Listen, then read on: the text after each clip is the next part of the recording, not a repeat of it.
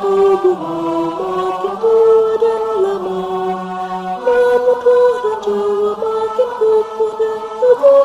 Ayo mari melanjutkan pelayananmu, jangan diam, tetaplah berteguh. Dalam kasih Kristus kita akan dikuatkan, meneruskan panggilan melayani. Janganlah redup gairah dan semangatmu, haruslah tetap tekadmu bernyala-nyala. Janganlah kendor, meski lanjut umurmu. Marilah bersama terus melangkah ke depan. Ayo mari melanjutkan pelayananmu, jangan diam, tetaplah berteguh. Dalam kasih Kristus kita akan dikuatkan, meneruskan panggilan melayani.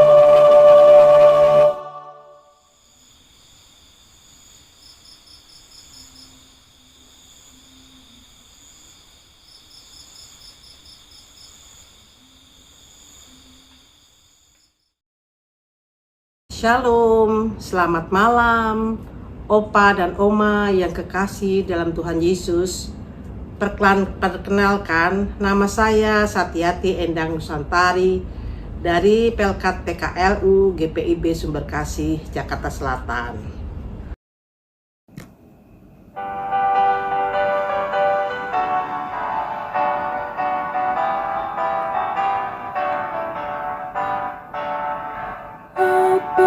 Kita kan berhimpun, ikut umat yang kudus, di tepi aliran sungai, dari tata penebus.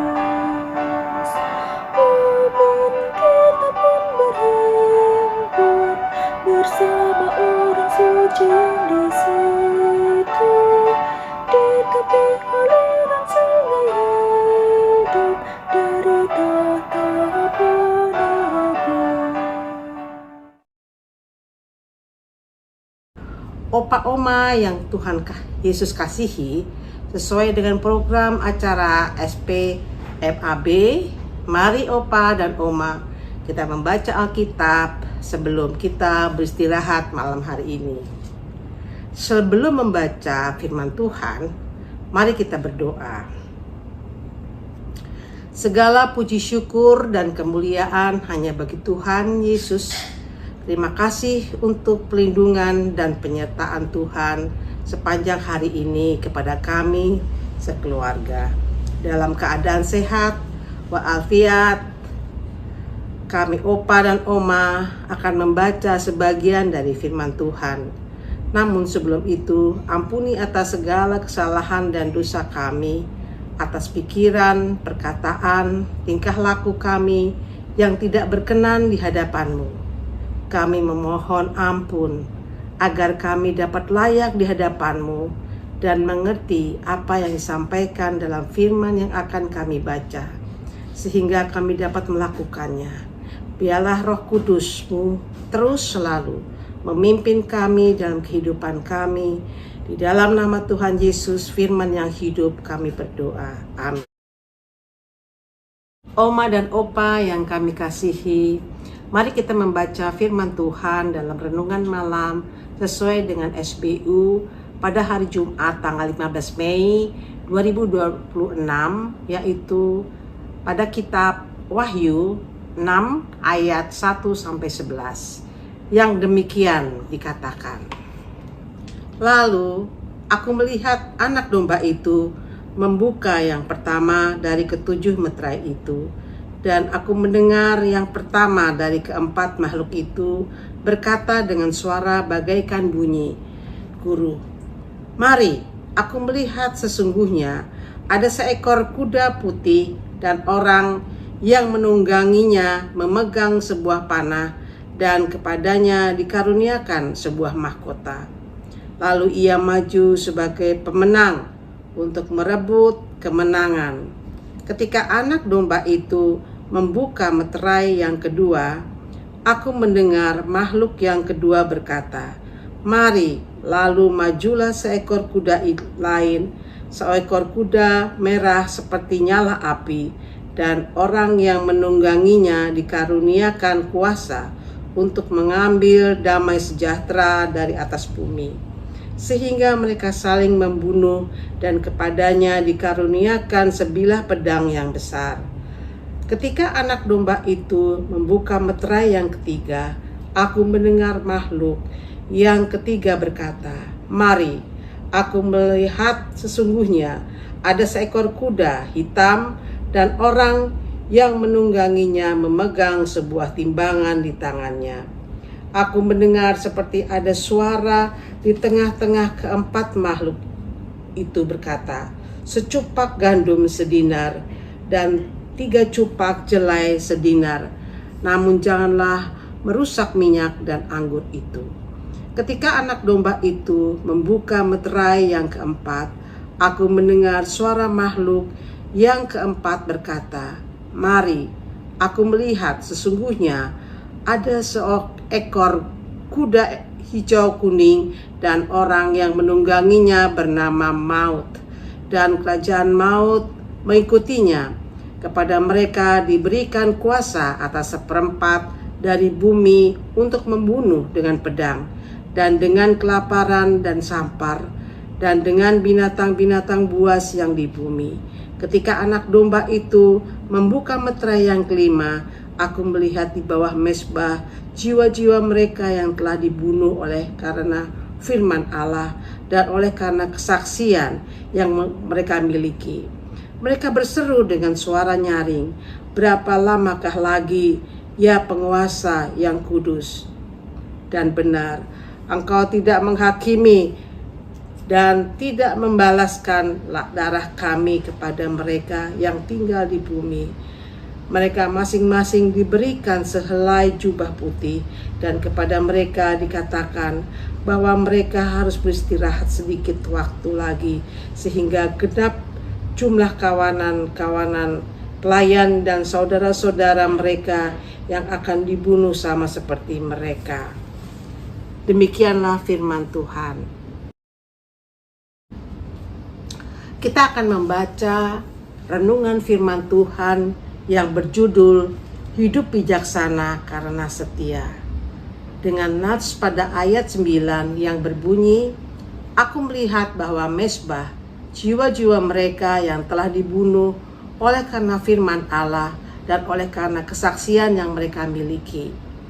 Oma dan opa yang Tuhan Yesus kasihi, mari kita membaca buku renungan Sabda Bina Umat. Dalam penglihatan yang dialami Rasul Yohanes, ia melihat anak domba Allah, yaitu Tuhan Yesus Kristus, yang membuka 6 gulungan kitab yang bermeterai. Gambaran ini hendak mengungkapkan sebuah fakta yang pasti akan terjadi di bumi pada akhir zaman, hingga waktu kedatangan Kristus yang kedua kalinya.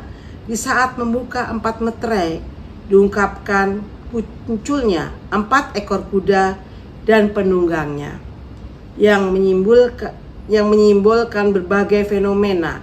Kuda putih dan penunggangnya yang memegang panah dan kepalanya memakai mahkota di dalam ayat 1-2 menggambarkan terjadinya peperangan antara bangsa dan di dunia.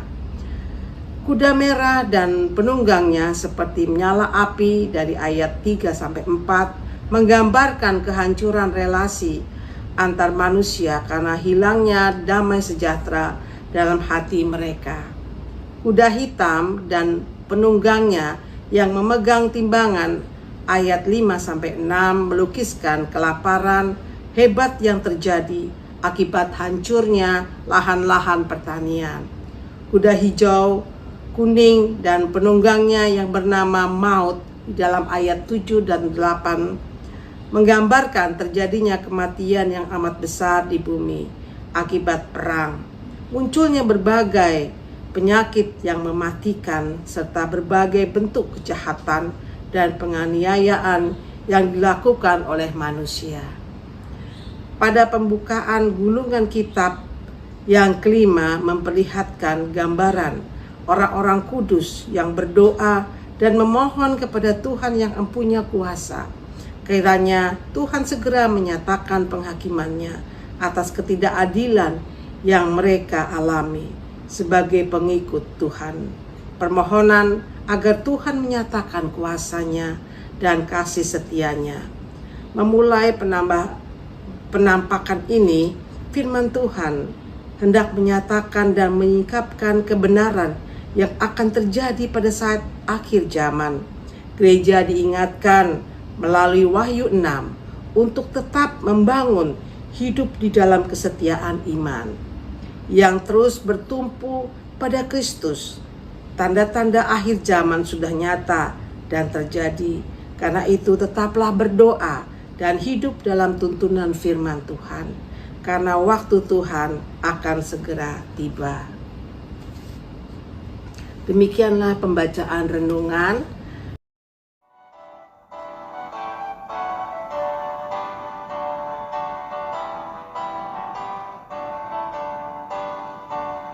Sebelum saatnya tiba, buang segenap beban, keselamatan diberikan dan mahkota pemenang.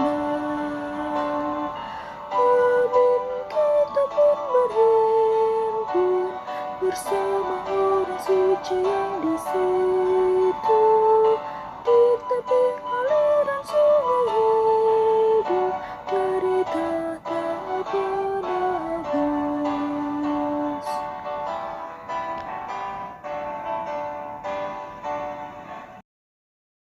Mari kita berdoa, doa penutup. Oma Opa, mari kita masuk di dalam doa penutup. Terima kasih Tuhan atas firman Tuhan yang kami telah baca, yang menuntun serta menasihati kami bagi orang percaya agar terus dapat menjadi saksi Kristus dimanapun kami berada dalam melayani sesama manusia. Ya Tuhan Yesus, ajar kami, anak dan cucu kami untuk terus memegang firman Tuhan agar tetap membangun hidup kami dalam kesetiaan iman yang terus bertumpuan pada Tuhan Yesus Kristus, agar kami terus berdoa dan hidup dalam tuntunan firman Tuhan. Karena waktu Tuhan akan segera tiba, dan jadikan kami sebagai surat terbuka bagi Kristus yang dapat dibaca oleh setiap orang. Ya Tuhan, kami berdoa untuk anggota PKLU GPIB dimanapun saja berada, agar kami tetap berpengharapan kepada Tuhan Yesus dalam menjalankan hari tua kami bersama dengan anak dan cucu. Kami masing-masing dengan penuh sukacita dan damai sejahtera, karena pengharapan kepada Tuhan tidak akan mengecewakan. Kami berdoa untuk Opa dan Oma yang sedang sakit, kiranya Tuhan melawat, menjamah Opa Oma agar mereka boleh disembuhkan, dan juga bagi Opa dan Oma yang sedang ada permasalahan dan juga kelemahan iman, kiranya Tuhan beri jalan yang terbaik dan Tuhan kuatkan imannya.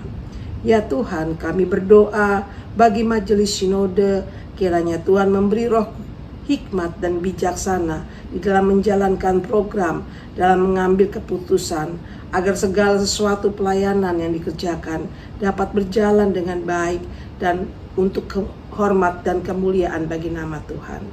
Ya Tuhan, kami berdoa untuk Dewan PKLU GPIB, kiranya Tuhan berkati tugas pelayanan yang telah diprogramkan untuk segala ibadah dan kegiatan lainnya, agar berjalan dengan lancar untuk memberi pelayanan yang terbaik bagi Tuhan. Ya Tuhan, kami berdoa untuk pemerintah Indonesia yang kami kasihi, berkati dari Presiden, Wakil Presiden, lembaga tertinggi negara, sampai pada pejabat di pusat maupun di daerah, agar dalam menjalankan roda kepemerintahan, Tuhan beri roh takut akan Tuhan, roh hikmat, roh kebijaksanaan, agar kehidupan pemerintahan di Indonesia agar berhasil dengan adil dan makmur. Terima kasih Tuhan Yesus, Engkau telah mendengarkan doa kami. Di dalam nama Tuhan Yesus kami berdoa. Amin.